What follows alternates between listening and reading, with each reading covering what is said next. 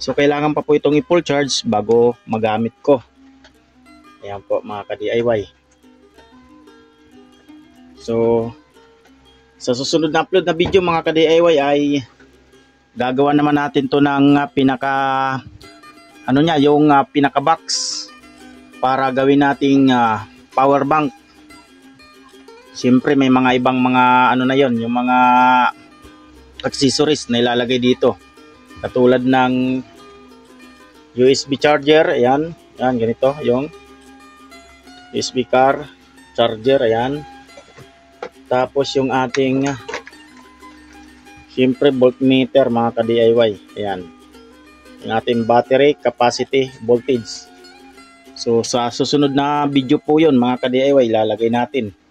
So sa ngayon hanggang dito na lang po muna yung ating video, bagamat mahaba na mga ka-DIY.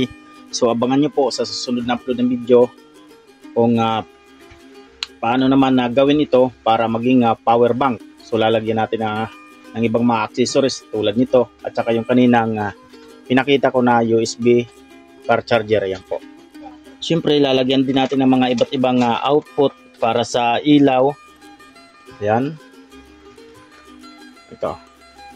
Sa 12 volts na bulb mga ka-DIY.